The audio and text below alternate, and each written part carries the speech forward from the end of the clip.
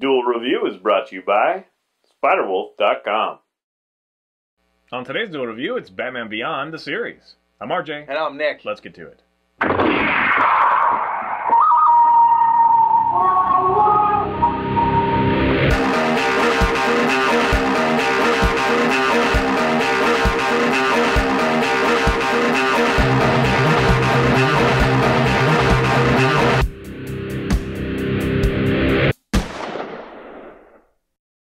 Everybody, today is the second of a shiny new month, and we're doing Batman Beyond. It is a shiny new month. And yes, we are doing Batman Beyond. This was actually one of my favorite cartoons I don't know how to say that. It's one of my favorite cartoons. I love Batman Beyond.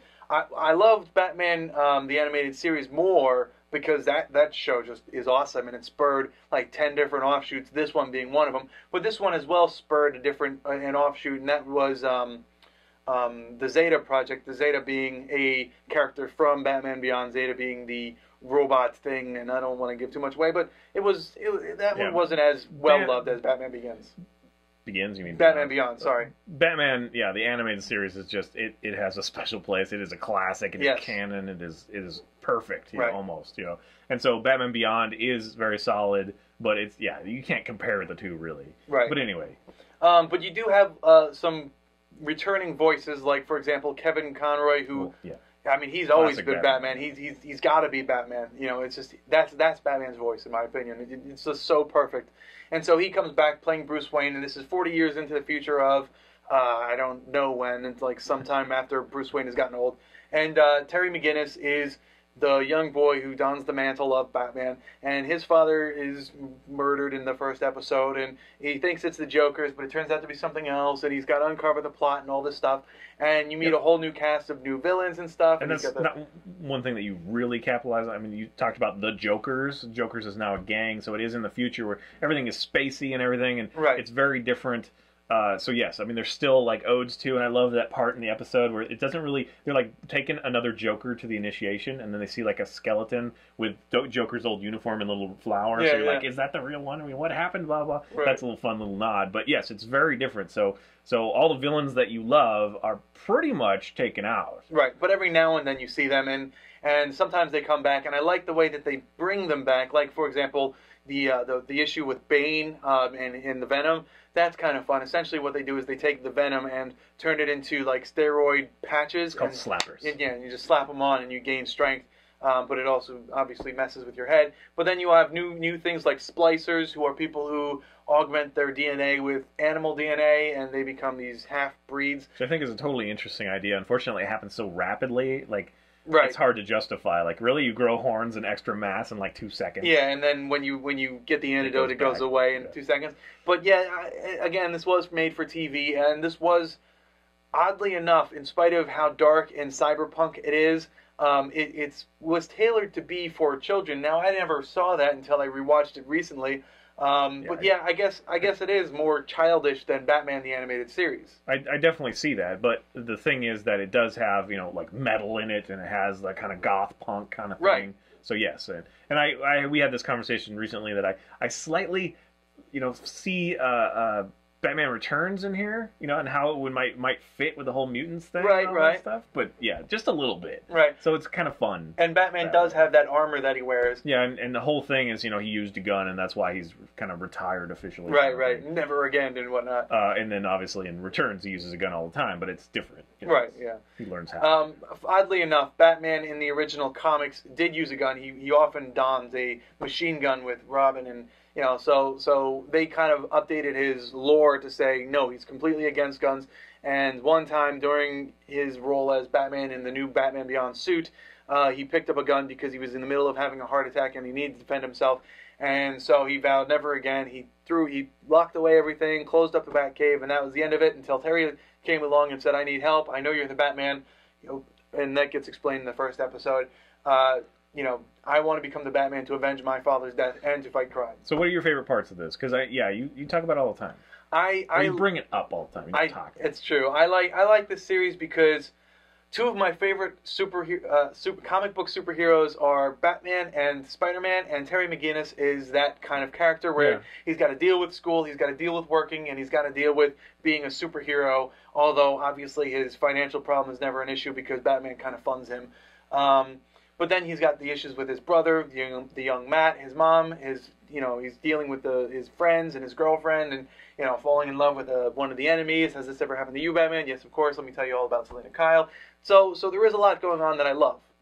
That's what I love. I love the nods to, like, if Batman wasn't in it, though, I don't think I would really care about Terry McGinnis, because he's just not a well fleshed out character to me, right? And he's not very compelling. And yes, that is kind of that sitcom, very young kind of thing, and I think it's been done to death. But every time that Batman intervenes, or like it brings something out from his past, it's like, oh, I was privy to that. That's right, so cool. right. That kind of thing. You get a lot more of Bruce Wayne later on, and I really love the episode where I think the episode's something like, I think it's called something like "Where's Terry" or something like that, and Terry McGinnis goes missing, and it's up to Bruce Wayne and his friend Maxine to find them. And so Maxine's kind of being, I don't know what the word to say, but she's kind of being rude to Bruce Wayne because Bruce Wayne's being rude to her, and so he's kind of tricking her to do things, and she's trying to trick him, but she can't because he's Bruce Wayne, he's Batman. It's just fun. Well, and it's cool that they have Barbara Gordon in there, and just all these little nods, right? And I like the new villains too. I really liked Ink. I thought she was an interesting character. I know she's your least favorite. Well, no, definitely not my least favorite. Oh, okay. Who's your least favorite? I don't know. The Jokers. I think they're really stupid. Well, they're a gang. I don't consider them villains. They're just a gang. But yeah, so you have Ink, who is like this kind of. She's Ink. She's black, and she's amorphous, and she can become humanoid with a face and stuff, or she can not. And so she's kind of interesting. Then you have Shriek, I like his abilities. He's like figured out sound and vibrations and stuff, and he can turn off sound and stuff. And there's a bit where he goes, well, I don't want to give that away, but there's something tragic happens to him, and that's fun. Then you have, Mad Stan. I love Mad Stan. He is hilarious. Mad Stan is just this kind of, and he's a throwaway character. He's like, I'm a villain, but he's really not. He's just kind of crazy, and he wants to blow up, Parliament essentially. He wants change, and he's going to use bombs to do it. And, Batman comes in, kicks Mad Stan's butt, he gets thrown away, and then he comes back later on, and he's just fun. The problem, I guess, with this is that you're talking about how, he comes back or whatever, but it's so episodic, there really is no overarching, really. I mean, right. There are a few little themes that unfortunately, are always there. Unfortunately, there is no overarch. It's all very episodic. Because at least Justice League, had that. Right. It had that evolution, and I guess this has a little bit, but... Yeah, I love the movie. Oh, Return of the Joker. Yeah, that was a great movie. In fact, that's touched upon in Justice League Unlimited, as well as, and this is the fun part, while watching Batman Beyond, the full series, there's 3 seasons, 52 episodes. On Netflix right now. On Netflix.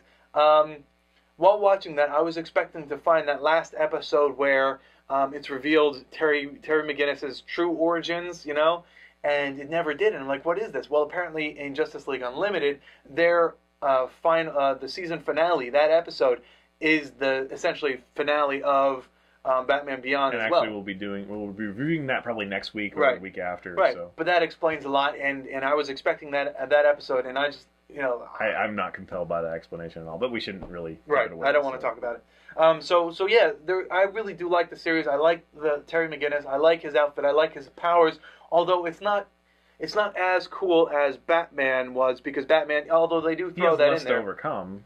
I mean, he's super tough now. I mean, that suit is just amazing. It enhances his strength. It cloaks him. He has invisibility. It's a freaking tank. Yeah, exactly. It's a personalized tank.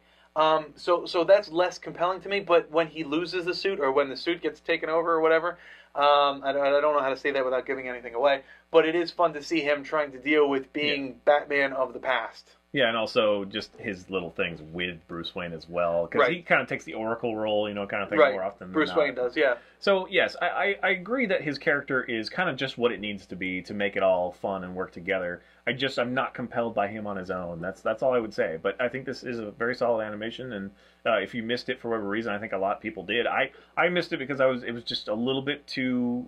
I was too old, I guess, because I was worried about college and all that stuff. I guess you were still in high school just at the very end or something. Let's see, this came out in 1999. The original run was 1999 to 2001. So yeah, I think I was graduating high school. Yeah, because revisiting, it's like, oh yeah, this is pretty decent, and I love like the intro and how dark and cool it was. If I was a kid, I would totally be like, yeah, this is adult. This is awesome. Yeah, I loved it. So anyway, but yeah, it's solid, and again on Netflix, so you can't. Yeah, there's no reason not to watch it. You need to Netflix. There's some comics. The comics are okay, but they're even more geared to children, I think, because and I haven't read them all, but the old ones. I mean, I know that there's a new series. I haven't read the new series, but the old series just felt childish to me when I was reading them. But maybe it's just me. And I think that suit polarizes people. Some people love it, and some people don't. I love the suit. I'm definitely not as much of a fan as the traditional Batman suit. Yeah, I definitely love the original. But if you had to be, like you have.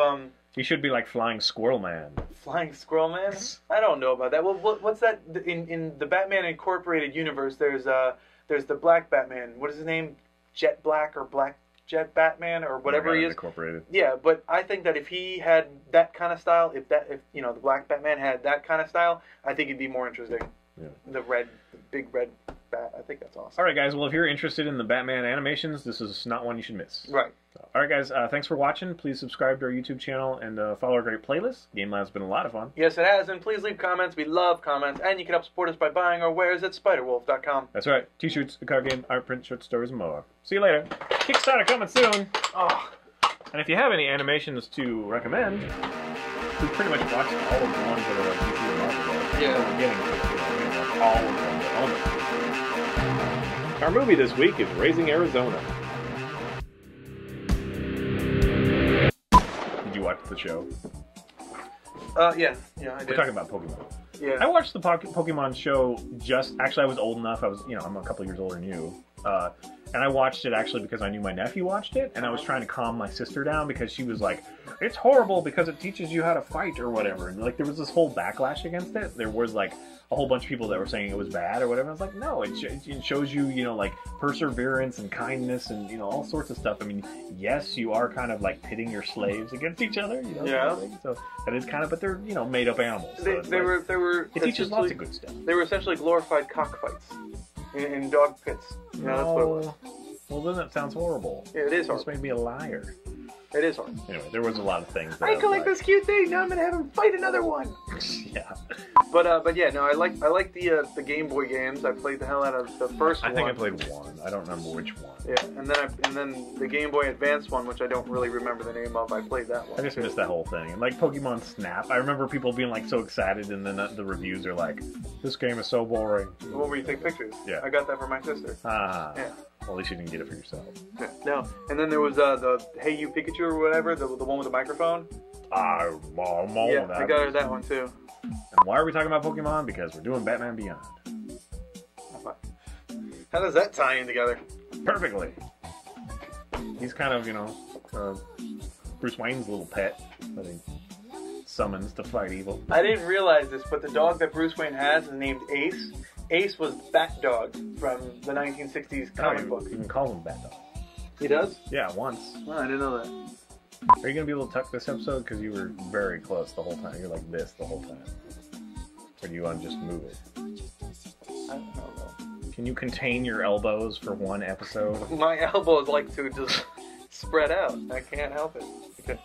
There's one thing that I found in Batman Beyond that was just like, I wanted to turn it off and like do a nerd rage. Because there's this one scene, right? Okay. Where the girl from the 10 from the playing card. Right, people, yeah, the Royal Flush Gang. Royal Flush Gang. They're meeting secretly, they don't know that each other or whatever. And at one point, he puts his coat on her, right? And she walks away and whatever. The next morning, she doesn't show up, and he has his damn coat. I know. It's like, what the fuck is that? You saw it too, huh? Yeah, I did. It's just kind of like, oh. And I wanted to say something, because actually, probably the only reason I noticed it is because when she was walking away, I was like, don't you want your coat? Yeah, like you might never see her again. That's a pretty cool coat. Yeah, I like that guy. I just assumed that he has another one lying around. Yeah, there you go. Yeah.